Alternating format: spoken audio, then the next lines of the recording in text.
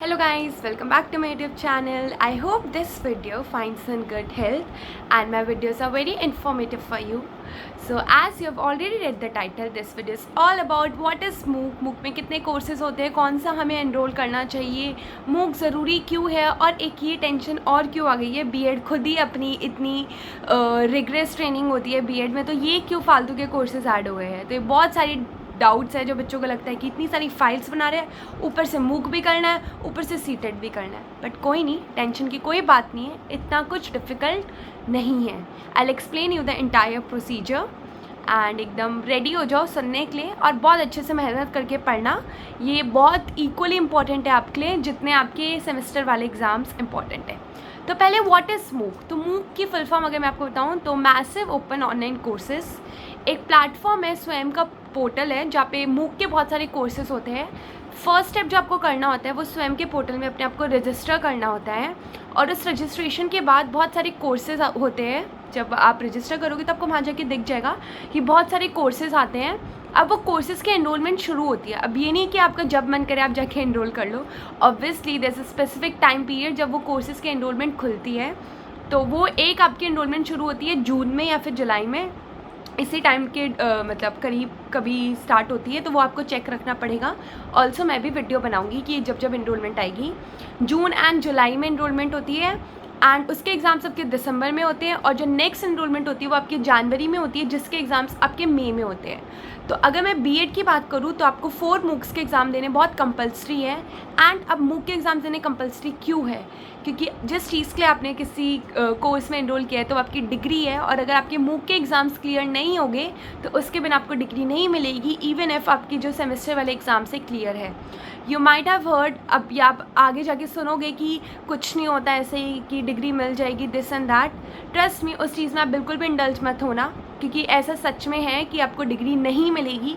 मैं भी अभी अपना रिसेंटली प्रोविजन लेकर आई हूँ और वहाँ पे मेरे मूक के एग्ज़ाम बहुत क्लियरली 8 कोर्सेज होते हैं हर सेमेस्टर में, या वेरी भी करता है, तो उसके नीचे आपका हर एक सेमेस्टर में मूक का कॉलम आता है। जितने आप मूक के कोर्सेज क्लियरली मतलब जितना भी आप स्कोर करते हो वो क्लियरली लिखे आते हैं वहाँ पे मार्क्स। तो MOOC is equivalent to your semester exams, तो उसे लाइटली मत लेना। एंड अब मूक में होता क्या है, तो आपने फर्स्ट स्टेप जो कोर्स में एनरोल कर दिया। अब किस कोर्सेज़ में आपको एनरोल करना चाहिए उसके ऊपर मैंने ऑलरेडी वीडियो बनाई हुई है एंड मैंने ये भी वीडियो बनाई हुई है कि कैसे एक मूक के एग्ज़ाम में मैंने 100 on 100 स्कोर करा था। तो उसमें पहली चीज़ जो आपको करनी है, एनरोलमेंट करने के बाद आपके कोर्स की अलग अलग डेट होती है कि क्विज़ कब शुरू होती है। तो वो क्विज़ आप टाइमली करना, बहुत ईज़िली आपको आंसर्स उसके मिल जाएंगे, पीडीएफ से मिल जाएंगे, या फिर मैं भी कुछ कोर्सेज़ के आंसर्स आपके साथ शेयर कर दूँगी। नेक्स्ट क्या होता है, उन कोर्सेज़ का मतलब वो जो क्विज़ आप कर रही हो उसकी इंपॉर्टेंस क्या है कि क्योंकि वो आपके इंटरनल वाली चीज़ है तो वो आपको करनी है। प्लस आपको कॉलेज वाले नहीं बोलने वाले कि मुँह के अपने क्विज़ कर लो, कोई आपको नहीं बोलने वाला, कोई भी नहीं बोलने वाला। इनफैक्ट आपके फ्रेंड्स भी खुद करके बैठ जाएंगे, वो भी आपको नहीं बोलने वाले, क्योंकि ये कुछ चीज़ें इनकी रिस्पॉन्सिबिलिटी मेरे को ऐसा लगता है कि हमें खुद को ही लेनी पड़ेगी। तो इस चीज़ का ट्रैक रखना कि आप टाइमली अपनी क्विज़ कर रहे हो। नेक्स्ट, अब क्विज़ कंप्लीट होने के बाद एक स्पेसिफिक पीरियड के बाद आपकी क्विज़ कंप्लीट हो जाती है। जैसे अगर मैं आपको अपना बताऊँ तो जनवरी में मेरी क्विज़ शुरू हुई थी, कोर्सेज़ के कुछ दिन बाद ही 15 डेज़ की मतलब स्टार्टिंग में कोर्स एनरोल होने के बाद क्विज़ शुरू हो जाती है। अप्रैल तक मेरी क्विज़ ख़त्म हुई थी।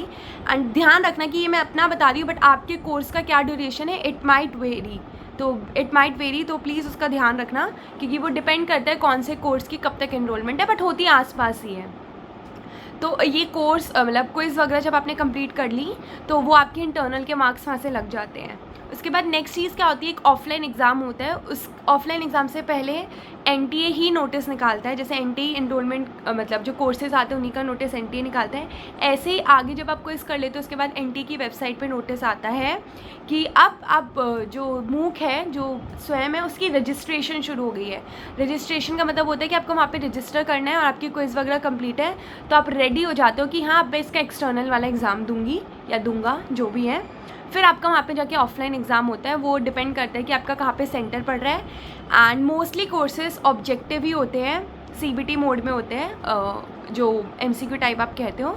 बाकी डिपेंड भी करता है कि आपने कौन सा कोर्स लिया है। अब मैंने इसके ऊपर स्पेसिफिकली वीडियो बनाई हुई है कि आपको कौन सा कोर्स लेना चाहिए और कैसे मैंने मूक में 100 और 100 स्कोर करे थे। तो वो वाली वीडियो जाके ज़रूर देखना, बहुत हेल्पफुल होगी आपके लिए। और आप चाहते हो कि और कुछ कोई डाउट्स है आपकी तो कमेंट कर देना, मैं पक्का रिप्लाई करूँगी, या फिर मैं एक सेपरेट वीडियो ही बना दूँगी उसके ऊपर। एंड नेक्स्ट थिंग कि क्या मूक में नेगेटिव मार्किंग होती है? नहीं, मूक में कोई भी नेगेटिव मार्किंग नहीं होती है। And is it difficult? No, it is not at all difficult. अगर आप यही चीज़ फॉलो करते हो जो मैंने आपको पैटर्न बताया है, it is not at all difficult. बस फॉलो कर लेना कुछ टिप्स एंड ट्रिक्स जो मैंने अपनी वीडियो में भी मेंशन करी हुई है, और टाइमली अपनी क्विज़ करना, और अपने जब पढ़ने जाओगे, मतलब जब एक्सटर्नल के लिए पढ़ोगे तो कैसे पढ़ना है मैंने वो भी उस वीडियो में पूरा अच्छे से डिटेल्ड बताया है, तो वो सुन लेना। एंड लास्ट थिंग कि जो मूक है वो कब देने चाहिए और कब नहीं देने चाहिए, तो मैं आपको बता देती हूँ कि ये आपके ऊपर है। तो मेरी प्रेफरेंस यही रहेगी कि आप अपने मूक ना फर्स्ट ईयर में, मतलब मूक के 4 एग्ज़ाम देने, तो 2 एक सेमेस्टर में दे दो, 2 एक में दे दो, अगर आपको लगता है कि आपके ऊपर बर्डन हो जाएगा।